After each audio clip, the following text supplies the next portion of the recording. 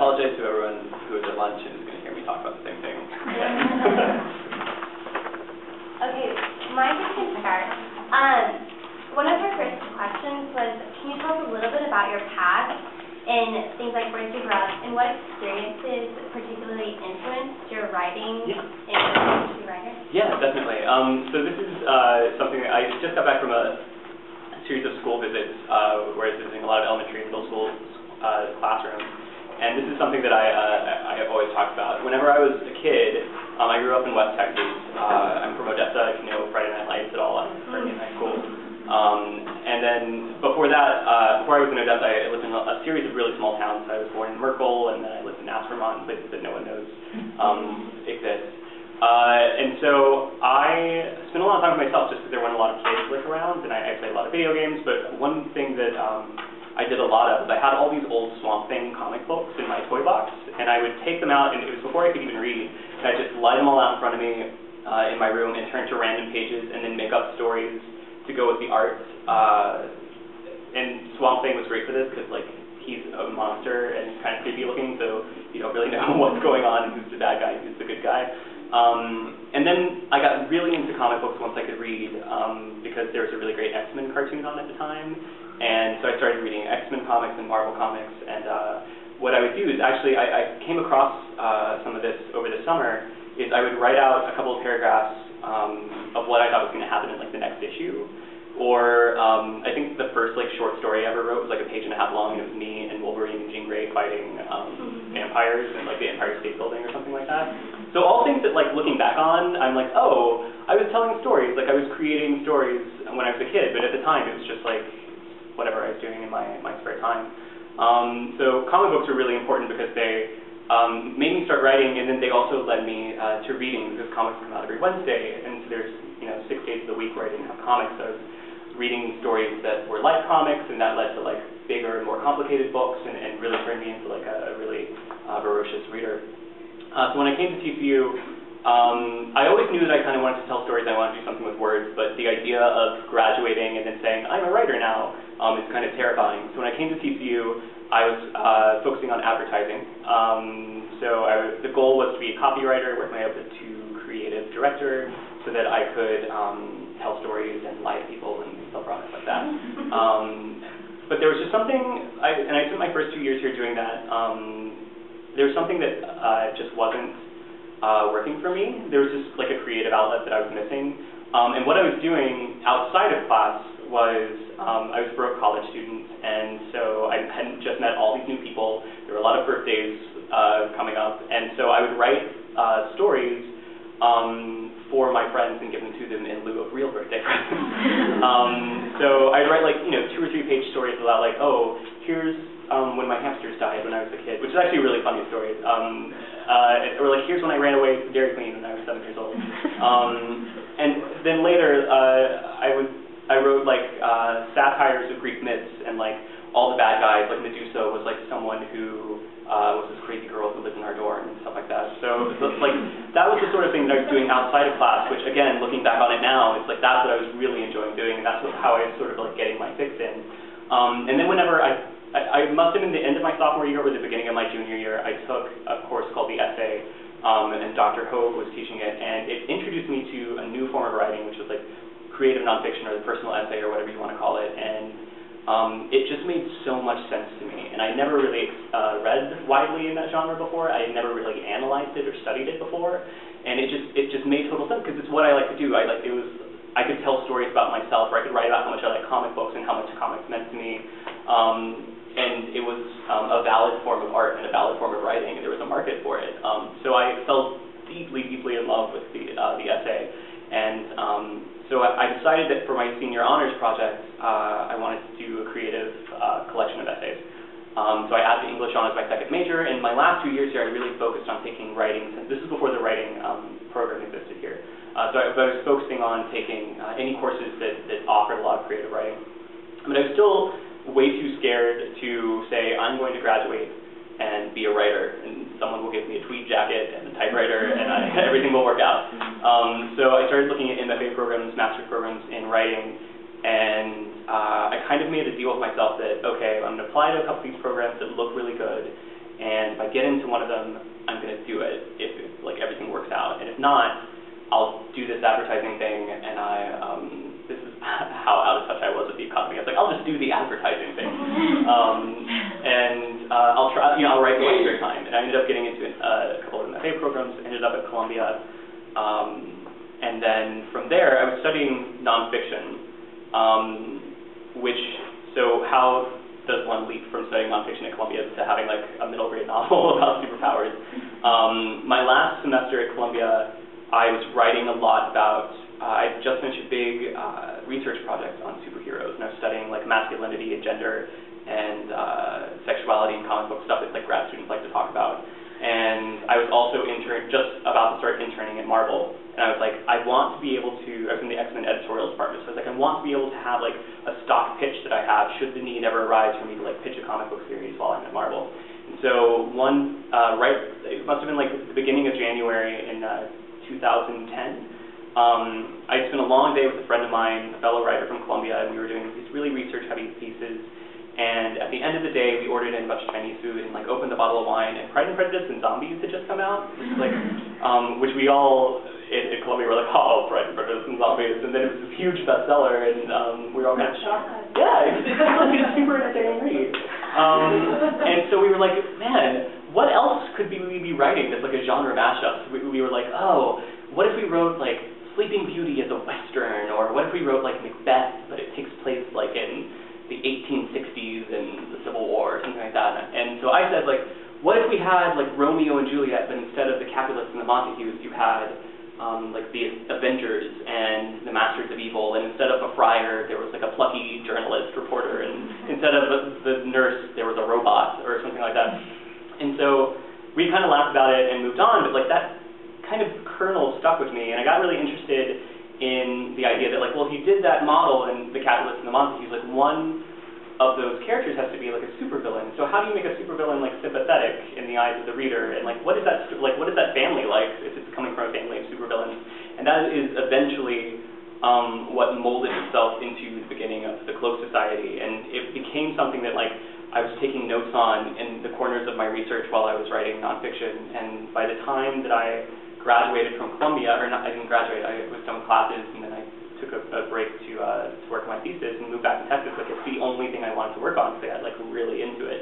And I was terrified at first, because my background is in nonfiction, and while so much that I learned in my nonfiction workshops really carried over in terms of like pacing and narration and like engaging your reader and stuff like that, like there were things like, this sounds really stupid, but to sit down and open Word and realize that there are no parameters and you're not limited by facts at all and literally anything can happen was like, it sent me into hyperventilation. Like, it was terrifying.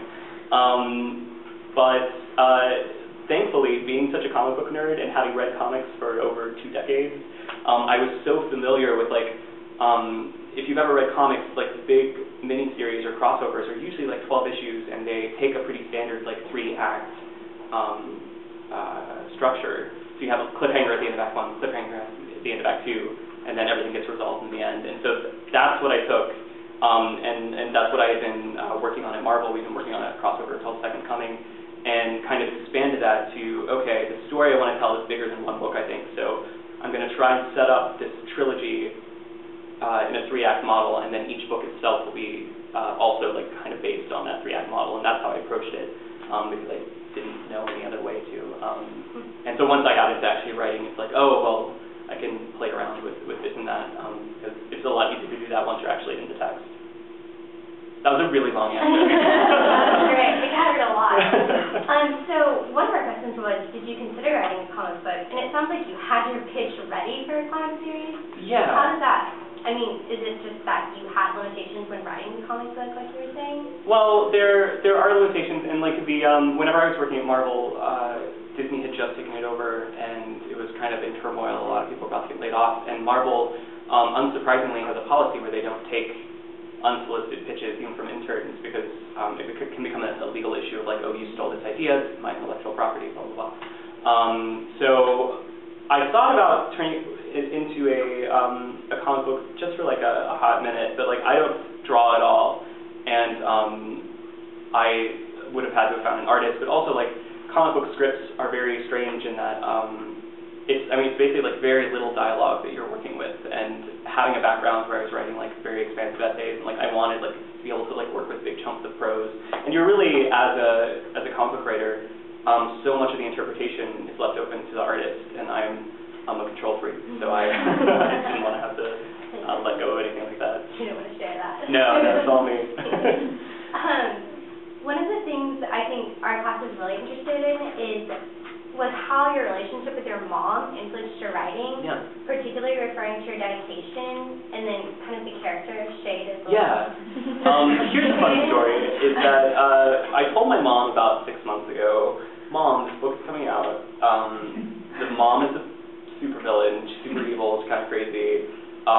This is in no way a reflection of you as a parent. And she looked at me and said, oh, yes it is, and like, kind of took it as like a source of pride. And so she told all of her friends and family, like, Jeramey wrote this book, and the mom is based on me. And then it came out, and everyone started reading it, and asking her, like, what did you do to your stuff? And so she's having to, like, take that back a little bit. But, yeah, the character Shade is an interesting one, because I always envisioned the High Council. It's great to talk to people who've actually read the book, because I can, like, talk about things like this and not have to worry about spoilers, assuming everyone read it. So Shade is an interesting character because I always imagined like the High Council as all having like equal weight with one another, and it wasn't until I got to this scene in one of the last chapters, once she's like kidnapped, once Alice is in the chair and like they start talking, and like that was by and large like my favorite scene to write, because I think in my outline it said like, oh, they have a brief discussion and then like she goes in it, and it was one of those moments where that comes so rarely as a writer, where it's like the conversation goes in directions that like you never expected it to go, and like I was like got done writing it, and I reread it and I was like, man, this woman is evil, like who did her? And so then it was an issue of like, well, I want to go back and kind of like touch upon this like every like earlier in the book, so like I want her to be like always touching people and kind of like eye flashing, and like she's probably the person who's pulling all the strings even though you don't realize it. And so yes, the dedication to my mom. My mom is great, and my mother is in a lot of ways like Shade, in that she's kind of manipulative for the betterment of her son.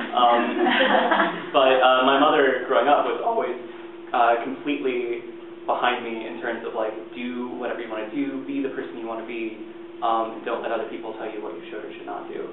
And so I think because Shade is so opposite that character, that's one of the reasons that like I wanted to make sure I dedicated this book to my mom. So, like, not so that reviewers would say like Jeramey Kraatz hates his mother. Sorry, does that answer your question? Yes, it does. Okay. Kind of compensate for that one.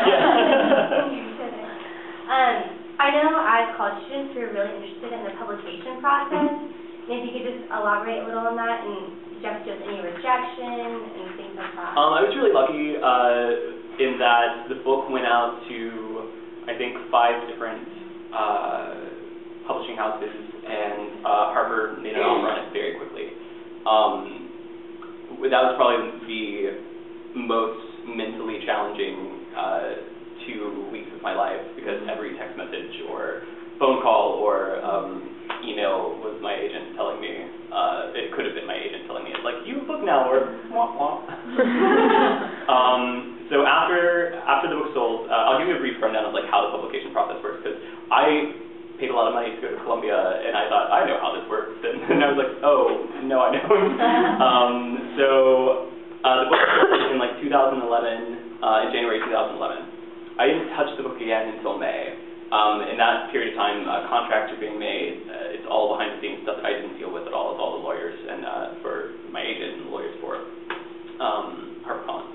And so in May, I got an editorial letter, which was 12 single-spaced pages telling me everything I needed to change in the broadest of terms. Like, you need to expand upon the relationship between Alex and this character, or you need to expand upon this. And it's full of like little bombshells, like, by the way, we want you to change who the narrator is. And like, it's like, and it's like, oh, blah, blah, expand on this, expand on this, expand on this, expand on this. By the way, you need to cut about 50,000 words out of this. And so,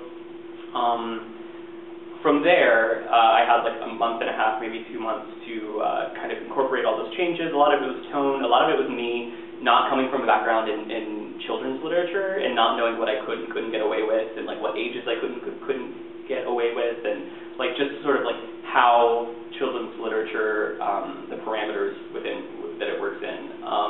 And so after that, I would get another 12-page single-spaced editorial letter, which is a lot more specific, and then it's back and forth until the deadlines get shorter. The letters don't get shorter. The letters basically stay 10 pages long. But the turnaround gets shorter and shorter and shorter until suddenly it's in copy editing and it's out of your hands for a while. And then copy edits come back after a couple of months, and you realize that you never learned grammar, apparently, because you don't know how comments work, and you don't know how dialogue works, and so a lot of that is like saying, yes, please end this paragraph with a period, there should be one there. And then after that, galleys and first pass pages come out, which are like your last chance to change anything in the manuscript. So I think the last time I made any actual edits to the manuscript was in April of 2011. So sold in January 2010, got my first editorial letter in May of 2010, and then last edit April 2011. So the editing process was pretty much equal to the writing process in terms of length. With book 2, it was much easier because I had a much better grasp on the age bracket and middle grade and children's literature, and just a better grasp on like what my editor and what Harvard was looking for. So that went a lot faster. Joe, could you just elaborate for a moment on what you learned or what you didn't know about writing for children? Alex, I didn't really know anything. I went into this book with the idea that like I want to write the book that I would have liked to have read when I was 12 years old. Luckily, I still read comic books, so that's not too far away from like what I read on a weekly basis sometimes. So, for example, like the first draft of this book was, I want to say, around like 115,000 to 120,000 words. The final draft is something more along the lines of 65,000 words. So that's like 100 pages, 100 type pages cut out basically. Part of that is like length. I should back up. There is something called middle grade in children's literature, which I didn't know about. And that is the stepping stone between like basic chapter books and YA literature. The target market is like 8 to 12-year-olds. Sometimes it's called like the Harry Potter market or the like Percy Jackson market, whatever was popular at the time. So the best like way for me to describe to people like how middle grade and YA kind of play off of one another is if you look at the Harry Potter series as a whole, the first handful of books are much more kids-oriented. They're just much kidder. That's the word. They're kidder. And slowly, as the characters age, like they definitely take on a more YA stance. There's not a set like boundary of like, oh, well, you can do this in YA, you can't do this in middle grade. Because a lot of middle grade books, like y'all read The Giver recently, like that's like some heavy stuff for like a middle grade book. It's classified as a middle grade book. A lot of it has to do with where the conflict lies within the story. If you think about the target market for middle grade, so 8 to 12-year-olds, they don't really know much outside of like home and school and like their immediate family and things like that. So conflict in middle grade novels tends to be more internal. They're figuring out what their place is in the world. They're figuring out where they fit in the world. Conflict usually arises whenever their home is threatened or they're trying to get home or something like that, trying to get to school. If you look at the first 3 Harry Potter books, they all mainly take place at Hogwarts. And all the new stuff that Harry is learning, you're learning alongside with him, which is another big part of middle grade because they don't know the outside world as well as older readers. YA, I would say, generally tends to have more of an outside influence in terms of like conflict. So it's an external conflict. So if you look at like The Hunger Games, it's obviously an external conflict. And the main characters are changing, definitely they're maturing and stuff like that, but there tend to be bigger issues at play, if that makes sense. And then age is the easiest way, because if you look at something and the main character is a 12-year-old, young adult readers don't want to read down. It's the opposite. Middle graders always want to read up, from what I've heard. All the librarians I talked to were like lamenting the fact that all their like 8-year-olds wanted to read The Hunger Games. But age is like the easiest way to look at it. talking about the name. You know what, I think we probably need to move on to Bailey. Thanks.